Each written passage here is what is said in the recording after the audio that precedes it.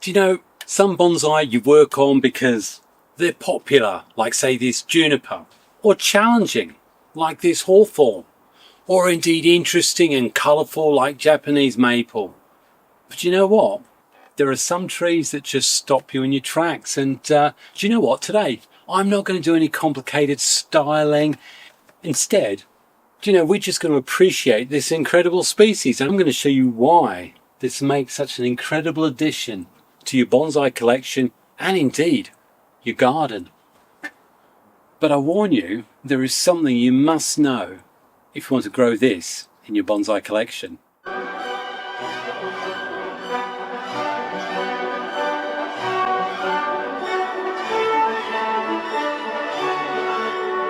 Hiya, it's Xavier. Welcome to my bonsai retreat. And as the sun beams down, well, it did, it's just gone now, I am just sat here admiring one of many of my Dawn Redwoods. Now these are known as the living fossil, a bit like me really, and they were actually thought to be extinct up until somewhere in the 1940s, when some rather industrious little explorers came across them in China. Metasequoia glyptostroboidus. Hopefully I've got that right. It's one of 3 species designated redwood, and I'll say now, that is actually really down to the very strong, rich red wood that comes in the trunk. This should not be confused with the 2 other cousins, the coastal redwood and indeed the giant sequoia. And with their beautiful luscious green fronds, often they can be confused with another of their neighbours, maybe the bald cypress. But again, 2 entirely different species, and again need to be dealt with very differently.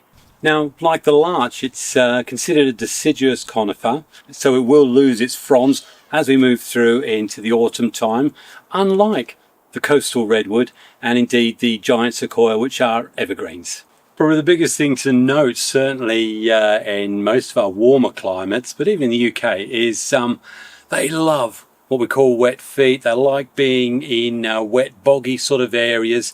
And in fact, as a result of that, in China, they're locally referred to as the Water Fir, which I didn't know that. And also, unlike the other redwood species, they produce cones for both the female and the male on one tree. So really, it has everything you need. The thing I really want you to take away most, and is probably the thing that's confused the most, is a Dawn Redwood is most definitely not a coastal redwood. The coastal redwood is an evergreen and is, I think, related to the cypress family. So please do not follow the same pruning regime which I'm about to tell you for these. So what makes these so special for me? Well, apart from the obvious ancient history, they're relating all the way back to the early ages of our fine planet. They're also incredibly fast growing and absolutely ideal for cuttings. Example, couple of years old, getting a bit older, getting even older, and indeed these ones here too. All of these are cuttings from that big original one you saw at the beginning, and that's over the course of just 5 years. Absolutely incredible. And of course we're going to talk more about cuttings and propagation in a moment. But why else are they so special to me? We only have to look at that deep red wood that comes through. It's the same as having a glorious juniper, and if you put something like camellia oil on, it comes up even brighter red and really pops amongst your collection. And of course you've got the deciduous nature of this species, so though we've got this lovely rich green fronds and needle pairs on them, as we move towards autumn, becomes a real burnished bronze colour until they finally drop, which leads to often an incredibly imposing silhouette for us to admire in the winter. And I know there's a few of you saying, Zav, please get rid of the plastic animals. My garden, my rules. But if I was to be really honest, I think the thing that really grabs me for a species as a bonsai is how quickly I can get it to look old. And that means the bark on the trunks needs to age quickly. And you know what? Just like the Japanese larch, Dawn Redwood is very similar, and that trunk can look very old very quickly, making it an absolutely ideal candidate for bonsai. Now, another thing that makes these absolutely fantastic for the enthusiastic bonsai developer or artist is that they're incredibly easy to propagate, either by cuttings or indeed air layers. Now, I haven't done air layers, but I've had a lot of people report that they air layer very, very well. And in terms of cuttings, well, all of the cuttings that I showed you, whether it be this, I think this is 5 years old now, these which are a couple of years old, this one which is, I think, is 3 or 4 years old, all of them come from one plant and all of them from cuttings. And for me, cuttings, well, if you've watched me before, you know it's simple. Normally some vermiculite and some fine particle old bonsai soil, nice hole in it.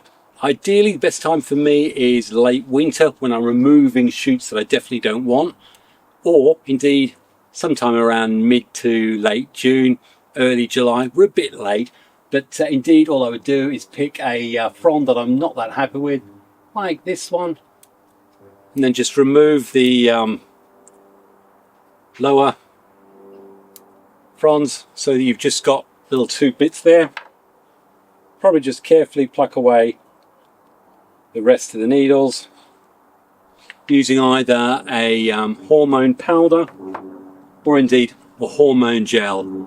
To be honest, I've used them without anything, straight into your soil. Water it, then put it into a plastic bag so you get lots of humidity, and then shove it into a shady space and check it in 6 weeks' time. My success rate for Dawn Redwood cuttings, especially the ones I take in the late winter, early spring, is 70 to 80%. And in fact, I need to take more because the last person who came to my garden took 6 or 7 of them to my last batch of cuttings. But yeah, cuttings make these absolutely ideal for a bonsai species. What I also like is that they're really hardy and robust, certainly in the UK. And as you can clearly see from these, definitely 2-year-old cuttings, maybe 3. You can already see that age-looking wood. That means this can potentially, even at this height, if developed well, can look like an older bonsai. And probably the only thing I'd advise with the cuttings is that while they're still relatively flexible, get the wire on. I wire mine after a year. So they've got the roots established, and then all of these have had a little bit of wire on them, and then normally that wire can stay on for 6 to 7 months because they are pretty fast growing. So watch out for the scarring. Anything after that, as I say, these ones now are pretty inflexible, and I really wouldn't try putting wire on them. So if you're going to wire to get some movement in there, do it early on in its cutting life. And for me in the UK, especially now in the summer where we are getting hard summer, what I'll do is I'll actually put them in a plastic drip tray, fill the drip tray with water and have them all clustered together, normally in a pretty semi-shaded spot, because you'll also notice that these quite tender, thin fronds will fry up at the ends very quickly, and then they're not so good looking.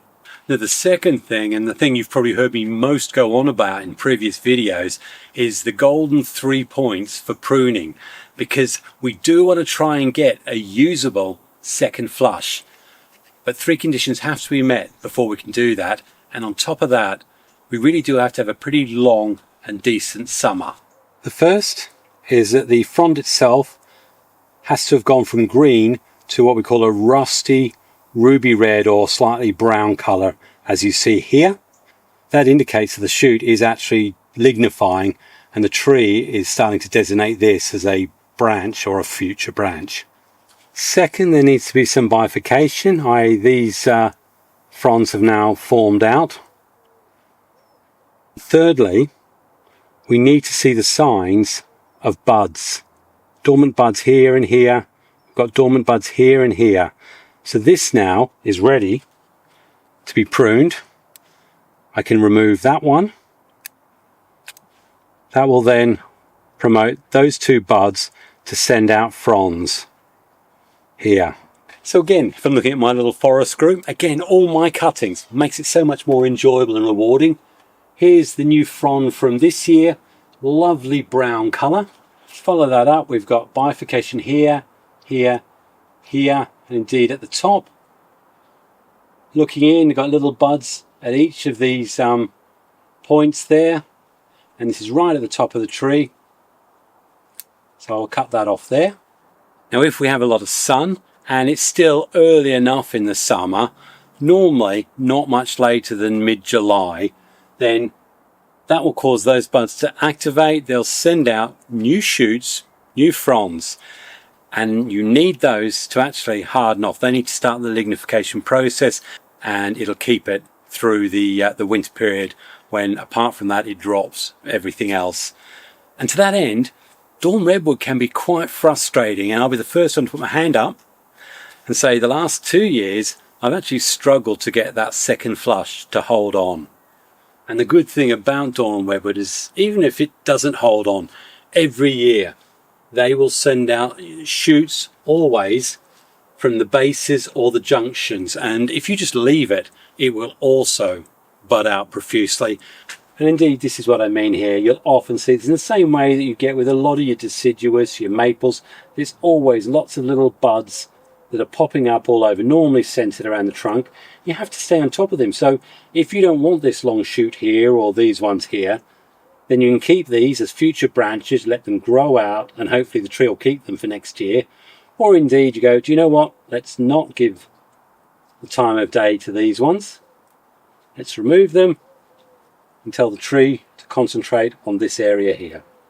And I think really it's this real dilemma trying to get, you can get your primary branches, but trying to get secondary and tertiary, that is a lot more challenging. And generally this is where you have to go, it's Dawn Redwood. It has its own growth style, and do you know what, these shoots always come out at right angles. They come out with great big V's. You can very rarely get them to be in a little 30 or 45 degree spread to give that ideal bonsai type appeal or look. You just have to take it as a redwood and have these great big fronds here and enjoy it. Look at that. I mean, that's wonderful. But again, you can have a look here. There are areas that you can certainly be pruning and removing. And we look here, we've got this great big long one here with a little bit of green on the end. And you often see this with the fronds that come out, and then you've got this green here. And the reality is this is never going to be any good. So you can safely cut it all the way back to the junction. And normally what that'll promote is 2 or 3 new buds coming from that junction point. And sometimes it's more a war of attrition. Every year you think like this one, it's grown long again. But I've got some lovely short tight ones here. So I'm going to cut back to them. This here is an example of a frond that's been continuing to grow out the same time as the ones you've seen that have bifurcated, but for whatever reason it hasn't gone ruby red, it's stayed green. We've just got a little bit of bifurcation at the end. If you cut and it's still green, or you don't see any little buds, I'll cut there. What will happen is as soon as we move into autumn, these will bronze off, and this whole frond or shoot will drop off and a new one will form at the base. So really what I'm trying to say is, if you're someone who wants tight, compact foliage pads and you're trying to get that with a Dawn Redwood, then I'd say to you, stop, don't try. Instead, enjoy the overall ancient appearance of these beautiful fronds as they droop over. Try and get a primary branch work in place, and then let these fronds do the rest and fill in. And then if you see things that you can shorten back to, then by all means do so. But this is the reality of Dawn Redwood. Lovely, big, leggy, elegant fronds. It's the overall picture. That's what I love. And in terms of the sort of different bonsai styles, well, honestly, I've only really succeeded in 2. We all know that when we go to the stores and we get those cheap imports, you'll get 5 or 6 redwoods all jammed up quite tight and forming a little forest coop. Often this top has been cut straight, and for me they look pretty ugly. And the first bit of advice I'd give, and certainly Yeller does in his video, really good video, separate them, grow them individually, bring them on, and then perhaps put them back together as a forest. But yeah, formal upright. And Again, the joy with these, because the cuttings are so easily, this is now, I think I said it's 4 or 5. You know, I lose track of how old they are. I started taking the cuttings in 2020, so the oldest one is 6 years. This is 4 or 5 years old, and lovely, lovely straight trunk. And all I'm doing is alternate branch selection. In fact, there's a video all about how this is developed. It's come a long way. That's the one there if you want to see. But what I certainly need to be doing is controlling growth going further up. Anything upwards, I'll remove. And the good thing about that is it will give me another bud next year, and hopefully that one will be going more horizontal. So, usual pruning rules. So if you've got stuff going the wrong way, remove it. Got this lovely bifurcation going on here. I actually really like it. So, but as I said, that it's got a thick end, so I want a thicker branch down there. But this great one up here, definitely don't want that one. So we'll remove it. And funny enough, we've got a nice horizontal one coming from it anyway. Same here, I've got an upward shoot. Don't want that. So I'm telling the tree, give me another shoot and see what you can give me from that. Now, as I say, it's not a pruning video. There's a really good one about Dawn Redwood, goes right through pruning one. Have a look at it there, it's there, or have a look in the description. But obviously the other style we can go for, and you've seen a number of them already, is the informal upright. Nice little bend in there. Again, you have to accept that the fronds can sometimes overpower what design you wanted. Go with the make. It's a Dawn Redwood. This is what Dawn Redwoods do. I love them. I absolutely adore them. So again, all I'm doing is looking for any sort of conflicts at junctions or anything like that and removing them. Anything going backwards, we've got this one here. That's going backwards, so that's absolutely no good at all. So I'll remove the whole shoot. The Dawn Red will continue to give you loads and loads of shoots and pruning opportunities. Got the bifurcation here, right at the top. We've got 1, 2, 3, 4 sets of bifurcation going on. So I'll go right in there. I'm actually going to cut right back to there. But it's still relatively leafy and wide. That's a Dawn Redwood. Again here, this is a 4-year-old cutting as well. It's the same batch there. Again, we'll have a look, get rid of fronds that we don't want. It'd be nice if that developed out. We've got something here, but this is on a junction of these ones. But this is really nice, informal, upright. Got some conflict up here. And again, if we look up here, we've got 1, 2, 3. We've got loads and loads of bifurcation going on there. So I'll just shorten that off. And I'll go around and do that all the way around the tree. And then we've also got forest groups. So certainly group plantings, we see that a lot more with our Dawn Redwoods. And again, look at the overall perspective, the overall way it looks with that lovely filled in canopy. Absolutely glorious.